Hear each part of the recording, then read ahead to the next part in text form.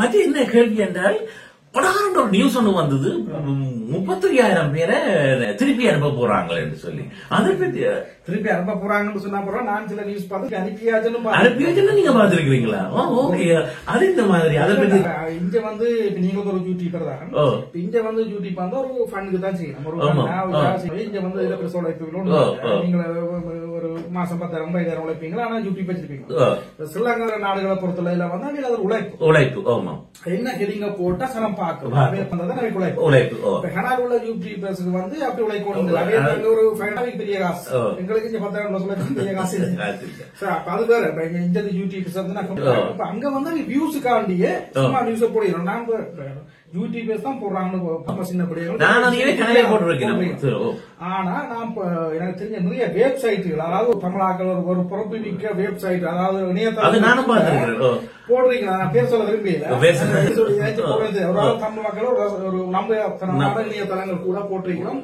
30 அனுப்புறாங்க, திருப்பி அனுப்பிட்டாங்க. இங்க இருந்து அனுப்புறாங்க. எனக்கு நான் நேற்றும் ஒரு பேஸ்புக் ஒரு ஃப்ரெண்டே நான் கொண்டு ஒரு கதையும் இல்ல. நான் நேர போய் அப்படி போய் அவையில இது இருந்தாரு. அதுக்கான இல்ல வேற நான் 20 பேர் கிளம்பி பெரியவனா எல்லாரையும் போய் நான் படம் எடுத்து போட்டாதான் நான் ஒரு நேற்று வந்து ஒரு ஃபேமிலியா போய் அதாவது வடகில் உள்ள ஒரு ஃபேமிலி கிளச்சி சொன்னாங்க. வந்து ஒரு பிரச்சனை நீரை போறோம், நாளை போய் பணம் எல்லாம் எடுத்துறோம் போடுறோம் இதன்றோம் ஒரு கூட்டு. அப்ப நீங்கள் 20,000 30,000 அனுப்புறேன் அதில் முடியணும். ஏன் முடியணும்? அதுதான் சில போலியான அனுப்புறாங்களோ. இப்ப டைப் பண்ணி இருக்கிறோம் உண்மை. போட்டா எல்லாரும் கிடைக்கும். இப்ப எல்லாரும் அப்படி கிடைக்காது. நிறைய பெண்களுக்கு போடலாம். 8 பேர் 9 பேர் அடிக்கணும். சாதனங்கள் போட்டு யூஸ் பண்ணினாங்களே அதை ஹெல்ப் பண்ணி கூட அடிக்கணும். சாப்ப டைப் பண்ணிட்டான்றது உண்மை. வெற ஆக்களை டைப் பண்ணியாச்சு. நாங்கள் எங்களுக்கு கூப்பிட்டு நிறைய பேருக்கு வந்து எங்களுக்கு ஓன் பிரதர் சிஸ்டர் ஒரு ஆளை கூப்பிட்டு எல்லாமே நீங்க கூப்பிடுறீங்க. அது ஓகே, நாங்க ஏதோ செய்து பாப்போம் தெரியும். இப்ப ஒரு யூடியூபர்ஸ் போடுறாங்கன்னா பரவாயில்ல. ஏன்னா அங்க சிலங்கள் உள்ளாங்களுக்கு உண்மை இங்க என்ன வெப்சைட்லயும் போடுறாங்க. நம்பிக்கையான ஒரு வெப்சைட் வந்து இப்படி போடுறாங்க. அனுப்பி அனுப்ப போறாங்க.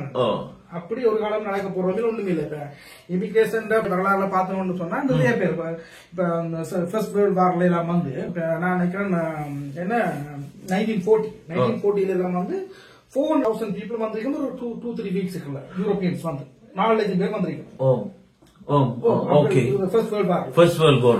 அப்ப அதுல வந்து என்னன்னா அது மாதிரி இப்ப ஒவ்வொரு ஆட்களும் வேற வேற வேற இப்ப அதுல 4,00,000 பேர் வந்துச்சுன்னா என்ன அதுல எவ்வளவு யூரோப்பியன் பேர். சரி, ஒரு பிரச்சனை அதே மாதிரி வியட்நாம்ல நடந்த வியட்நாம் வந்து 1970 வந்து 60,000 people வந்துக்கிறோம். 60,000 people வந்து போட்ல வந்து ஒரே போட்ல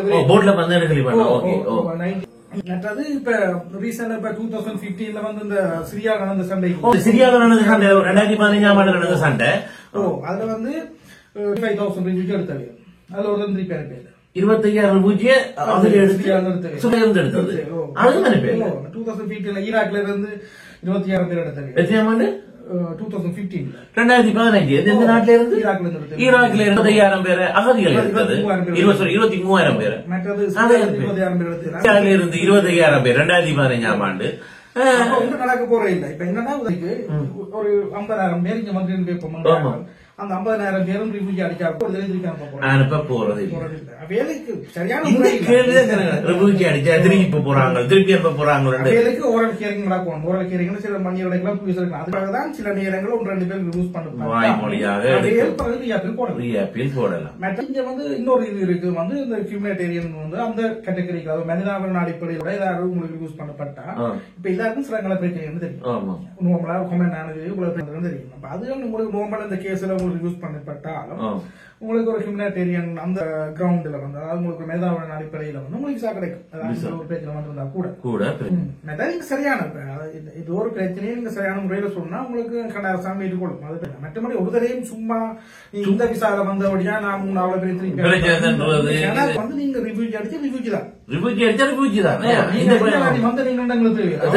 நீங்க வந்து என்ன வரைக்கும் நீங்க லீகலா வந்தீங்களோ இல்லீகலா வந்தீங்களோ யூஎஸ்ல இருந்து வர்ற ஆட்களுக்கு யூஎஸ்ல கேஸ் நீங்கள் கொடுத்துட்டு வந்தா அது சேஃப் தேர்ட் கண்ட்ரி அக்ரிமெண்ட் சொல்லி லாஸ்ட் இயர் அதாவது 2023 மார்ச் 28th ஒரு லோன் வந்தது சேஃப் தேர்ட் கண்ட்ரி அக்ரிமெண்ட் சொல்லி அந்த அக்ரிமெண்ட் சொன்னா யூஎஸ்ல இருந்து இங்க ரிஃப்யூஜி வந்தா அது கேஸ் கொடுத்து அவைக்கு சரியான டிசிஷன் இல்லாம இங்க எடுக்கக்கூடாது ஒரு சட்டம் வந்தது. ஆனா அதுலயும் சில விதிவிலக்கு இருக்குது. உங்களுக்கு சொந்தங்கள் பந்தங்கள் இருந்தா அதுல வரலாம் அதுவும் இருக்கு. அது மார்ச் 28 நடந்து லாஸ்ட் இயர் அது அப்படி. மற்றபடி நீங்கள் யூஎஸ்ல வந்தால் யூஎஸ் நீங்க ரிஃப்யூஜி கிளைம் பண்ணி போட்டு அது முடியாமல் இங்க வந்தால் சில நேரம் உங்களுக்கு யூஎஸ் திருப்பி அனுப்புறது சான்ஸ் இருக்குது. அந்த சேவ் தேர்ட் அக்ரிமெண்ட் வந்து லாஸ்ட் இயர் 2023 மார்ச் 28 போட்டு அது நியூ ரூல்ஸ் வந்தது. மற்றபடி நீங்க அங்க போய் நீங்க சும்மா ஏஜென்சி நீங்க அதுல சும்மா போய் உங்களை ஃபேமிலி இருந்துட்டு விட்டா அப்புறம் நீங்கள் இங்க வரலாம் ஒரு பிரச்சனையும் இல்லை. நீங்க அங்க கேஸ் கொடுத்து உங்களுக்கு ஃபைல் பண்ணி போட்டு அதை முடிக்காமல் இங்க வந்தால் சில நேரம் உங்களை திருப்பி யூஎஸ்க்கு அனுப்பலாம். கிளைம் பண்ணி போட்டு இங்க அந்த சேஃப் தேர்ட் கண்ட்ரி அக்ரிமெண்ட் சொல்லி கண்ட நாடு ஒரு அக்ரிமெண்ட் போட்டு இந்த பார்டர் க்ளோஸ் பண்ணிருக்கோம். மும்பையில வந்து ஆக சொந்தம் இப்ப சொந்தக்காரர் இருந்தா தான் பெறலாம். அப்படி இல்லாட்டி நீங்க வந்துடும். உங்களுக்கு சொந்தம் இல்லாட்டி பெறலாம்னு சொல்லி மும்பையில் ஒரு பார்டர் இருந்தது க்ளோஸ் பண்ணிட்டோம். இந்த அக்ரிமெண்ட் மும்பையில் கூட க்ளோஸ் பண்ணிட்டோம். அதுக்கு பிறகு நீங்க இப்ப சொந்தங்கள் யாரும் இருந்தா நேரடியாக பெறலாம். அதுவும் எல்லா பேர்களும் கலவா ஏதாவது வர்றதுன்னா உங்களுக்கு கேஸ் அங்க கொடுக்காம வரும். நீங்க கேஸ் கொடுத்து அவை கேஸ் உங்களுக்கு ஆட் பண்ணது பிறகு நீங்க வந்தா அந்த சேஃப் தேர்ட் கண்ட்ரி அக்ரிமெண்ட்ல வந்து உங்களை வந்து திருப்பி அனுப்பலாம். மற்றும்படி நீங்க கணக்குள்ள வேற யாரையும் திருப்பி அனுப்ப மாட்டாங்க. சட்ட ரீதியா ஓரல் ஹியரிங் முடிஞ்சா பிறகுதான் இதை செய்யலாம். அந்த ஓரல் ஹியரிங் எடுக்கவே உங்களுக்கு வண்டி ஒரு வருஷம் 1.5 வருஷம். ஆனா உங்களுக்கு வந்து ரிவ்யூ அடிச்சு உங்களுக்கு 1 monthல அக்னாலஜ்மென்ட் பேப்பர் வேலையை செய்து படிக்கிறேன் படிக்கலாம். உங்க கேஸ பெட்டி கொண்டதே இல்லை. நான் என்ன கதை அதுக்காக நீங்க பெறாக்கள் ரிவ்யூ அடிக்குமோண்டோ அப்படி சொல்ல இல்ல ஒரு இன்ஃபர்மேஷன் ஏன்னா நீங்க சட்டத்துல நிறைய பேர் யூடியூப் தான் ஆக்கள் யாரும் பெருசா நம்பாட்டியும் ஒரு தமிழ் ஆக்களுக்கு ஒரு நம்பிக்கையான இணையதளங்கள் கூட 22,000 பேர் அனுப்பியாச்சு இல்ல 50,000 ஒரு வதந்தியான நியூஸ் நம்பாதீங்க. இல்ல அந்த வியூஸுக்காண்டி போட்டு நான் பார்த்தேன் சொக்கேன். சரி யூடியூப் கார் போடுறான்னு இது இணையதளங்களா தமிழ் மக்களுக்கு நம்பிக்கையான இணையதளங்களே வந்து நிறைய பேர் அனுப்பியாச்சு. இன்னும் 30,000 என்ன அப்படி என்று சொன்னா சனத்தை உள்ள விடும். கொஞ்சம் டைப் பண்ணி இருக்கிற உண்மை. எவ்வளவு பேர் பேர் இப்ப இந்தியாவுல 15 நேற்று கூட நான் ஏர்போர்ட்ல போய் ஒரு ஃபேமிலியர் பண்ணிட்டு வரேன். ஒண்ணுக்கு இல்லையா என்ன எப்படி அரெஸ்ட் பண்ணிக்கலாம். செய்யலாம் ஒரு இடத்தை வச்சு ஒரு லோகமா வச்சு நடத்தி செய்யறாரு என்றால் வந்துதான் ரிவ்யூ அடிச்சோட லோயர்கிட்ட போய் தான் நீ வருது சட்ட ரீதியா நாங்க கூப்பிடுறோம். வந்து படிக்கலாம் அவற்றை விருப்பம் எல்லாமே பேஸ்ல ஒர்க் பண்ணிட்டு எடுக்கலாம். என்ன செய்யலாம். இதுல ஒன்னும் பேப்பர் இல்ல. போட்டு யூடியூப்ல பார்த்தோம் நாங்க ரிவ்யூ கிளைம் பிடிக்காக அது இன்னொரு யூடியூப்ல நான் தமிழ்ல கனடியன் தமிழ்ல இதுல பண்ணிருக்கேன் வந்து ஆர்சிபி வாட்சிங் ஆர்சிபி வாட்சிங் வேலைக்கு நாங்க என்ன அரசு பண்ணிருப்போம். என்ன சும்மா இதா இருக்கு சொந்தமாக வீடு இருக்குது இல்ல அரசு பண்ணிட்டு போகலாம். நாங்க சட்ட ரீதியா செய்யணும். அது அதுவும் வந்து எல்லாருமே கடால என்ன சட்ட கடால ரிவ்யூ கிளைம் கிளைம் பண்ணுது சட்டம் இருக்கிறபடியாக வந்து ரிவ்யூ கிளைம் இல்லையா இது இந்த நாட்டுல எல்லாருமே இங்க ஒரு நாட்டுல இருந்து வந்தாக்கலாம். ஆமா அப்பதான் கணா முடியும். அதனால வந்து நீங்க ஒரு தரம் ஒன்றும் பேப்பர் தேவையில்லை. உண்மையா நீங்க ரிவ்யூ கிளைம் பண்ணுங்க. ஒர்க் பண்ணிட்டு எடுத்தா வேலை செய்யலாம்.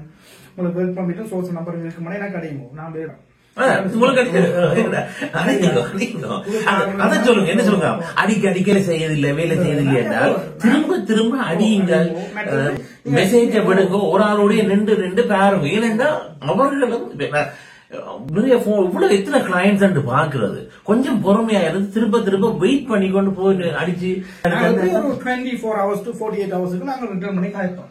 24 hours நாங்க கட்டாயம் காய்ப்போம். ஒரு நாளுக்குள்ள நாங்க எவ்வளவு மீட்டிங்ல இருப்போம், பிஸியா இருப்போம், கிளைண்ட்ஸோட இருப்போம், சரியான பிஸியா இருக்கும். சில நேரம் ஆக்களுக்கு ஒர்க் பண்ணிட்டு அதுக்கு போர்டர் நிற்போம், இதா இருப்போம். ஆனா இதான நாங்க ஆன்சர் பண்ணிடலாம். அப்ப நீங்கள் அடிச்சா நாங்க திருப்பி அடிச்சு காய்ப்போம். உங்களோட ஒரு 24 to 48 hours நாங்க அடிப்போம். ஏன்னா நான் நிறைய ஆக்களையும் போட்டேன். எல்லாருமே வந்து என்னோட காய்க்க முடியும். நான் ஒரு கண் முடுக்கள் எல்லாம் எடுத்து போட்டாங்க. அவையில் கதைக்க இல்ல அவரோட என்ன சொல்லுங்க. நீங்க இன்டர்வியூ கொடுத்து விட பார்த்துட்டு இவர் தான் செய்யறாடி இல்ல கடைசியா இவர் உங்களுக்கு ஃபைனல் பண்ணினாலும் அவர்கிட்ட அடிச்சு இன்ஃபர்மேஷனை அறிஞ்சு கொள்ளுங்க. மற்றது நீங்க இன்னொரு இது இப்ப நான் என் மூலமா விசா எடுத்தாக்கலாம் எனக்கு அடிக்க முடியல, நீங்க விசா எடுத்துட்டீங்களோ ஓகே அப்படி என்ன கேட்பாங்க, என்ன இது அன்றைக்கு நபர் ஒரு அடிச்சா வந்து அவருக்கு தான் வேற ஒரு வேலை விசா எடுத்துருக்கிறார், ஆனா எனக்கு அடிச்சார் சிலங்க ஏர்போர்ட்ல வந்து இப்ப இதான் சில நேரம் வந்து அவரை கேட்டதான் அவருக்கு என்ன யாரு கூட இன்வைட் பண்ணி கேட்க எனக்கு அப்படி ஒண்ணும் இல்லையா நான் செய்த கொடுத்து செய்தா ஒன்னும் தெரியலன்னு சொல்லி அப்ப நான் என்ன அப்பியாளர்களுக்கு நீங்கள் ஏதோ அவைகளுக்கு ஏதாவது காய்ச்சி பேசி வாங்குவோம், மற்றது உங்களுக்கு நீங்கள் கண்டிப்பா நீங்கள் உங்களுக்கு எந்த ஒரு ஏஜென்ஸோ இல்ல யாரோ ஒரு ஆள் சாட்சி தந்தாலும் அவங்க இன்விடேஷன் சம்பந்தம் இன்ஃபர்மேஷனா கேட்டு அதுக்கு இதுல சரியான முறையில வந்தீங்கன்னா உங்களுக்கு ஒன்றும் பேப்பர் தேவையில்லை. விரைவில் உங்களுக்கு ஒரு சரியான இதுகளை நீங்க வெளிக்கிட ஏர்போர்ட் விரைக்கும் உள்ளது நீங்கள் இன்னொரு ஆள் நீங்கள் செல்வது அதுக்குரிய சரியான நீங்க எங்க வேலை செய்யணும்னு கேட்டா அதுக்குரிய இன்ஃபர்மேஷனை கொண்டு வாங்க, யார் உங்களுக்கு இங்க தந்துன்னு கேட்டா அதுக்குரிய இன்ஃபர்மேஷனை கொண்டு வாங்க. எல்லாரும் நீங்க சரியான முறையில வந்தீங்கன்னா உங்களுக்கு ஒரு பிரச்சனை கிடையாது. சில நீங்க எங்க கேட்கணும் சில கேட்டா காட்டு துபாயிலையோ வேற எங்கேயாவது உங்களுக்கு துபாயிலும் கூடுதலா கேட்கணும், மற்றபடி யூரோப்பில் போட்டு வர்றாங்களுக்கு இது வரைக்கும். யூதருக்கு சார்பாக நேற்றைய தினம் பல இடங்களிலே குரல் கொடுக்கப்பட்டது. மறுபுறத்திலே இஸ்லாமிய தீவிரவாதிகளும் ஊக்குவிக்கப்பட்ட நிலைப்பாட்டிலே இருக்கிறார்கள். ஆகவே இந்த பாகிஸ்தானியர்களிலே ஒரு சிலர் இந்த ஆன்டி ஜைனிசம் என்று யூதர்களுக்கு எதிரான செயல்பாடு நடவடிக்கைகளிலே அவர்கள் தாங்கள் கூட ஈடுபட்டுக் கொள்வதை நேற்றைய தினம் சில இடங்களிலே குறிப்பிட்டு இருக்கின்றார்கள்.